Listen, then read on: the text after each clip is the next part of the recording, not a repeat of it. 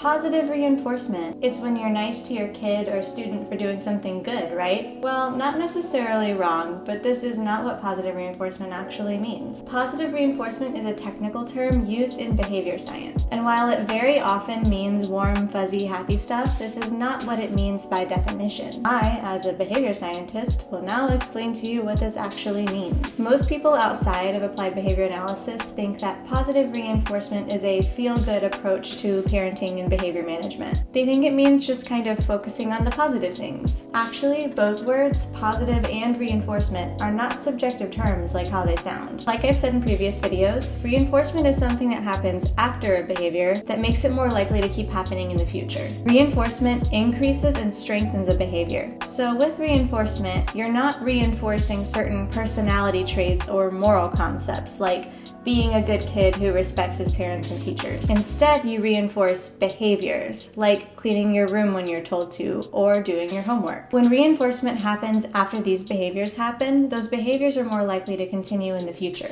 And as for the word positive, this does not necessarily refer to an experience that's good or pleasant. Positive means that something was added to the person's environment or situation to cause the behavior to increase. It helps to think about a plus sign when you think about the word positive in this context. For a made-up example, let's say that Bob only does the dishes once every couple of weeks or so. And when he did do the dishes, his parents didn't really say anything. But then one day, when Bob was done doing the dishes, his mom gave him a high five and told him how awesome he was for doing the dishes. And then after that, he started doing the dishes every day. His behavior of doing the dishes increased because of the praise from his mom. So that means reinforcement happened. And because something was added to his situation, praise, that means that the reinforcement was positive. Now in this situation, the positive reinforcement was pleasant, but it works in other contexts too. Now let's say that Bob thinks it's hilarious to make his teacher mad. She normally doesn't get too agitated, but then one day, Bob throws a paper airplane at her during a lesson, and then the teacher turns bright red and starts scolding him in front of the entire class. Everyone else in the class was horrified, but after this happened, Bob started throwing paper airplanes at her constantly to make her upset again. This was positive reinforcement too. His behavior of throwing paper airplanes at the teacher increased, so reinforcement happened, and it was after something was added to the situation, the scolding by the teacher, so it was positive too. Even though many people would find this situation highly unpleasant and subjectively negative, it is positive reinforcement by definition. So what's the takeaway here, other than that most people use this term incorrectly? It's to make you aware that positive reinforcement might be at work even when you don't know it. When you react to someone doing something you like, pay attention to see if that behavior increases in the future. Same goes for when you react to someone doing something you don't like. Is your reaction actually keeping the behavior going when you want it to stop? This is also to make you aware that positive reinforcement isn't just for kids, and it doesn't just happen when you want it to. Positive reinforcement is a naturally occurring phenomenon that affects the behavior of all people, and animals too. If you want to learn more about this kind of thing, check out my video on ABC data and the functions of behavior, linked in the description below. If you like this kind of content, don't forget to like this video and subscribe to my channel. Thanks for watching!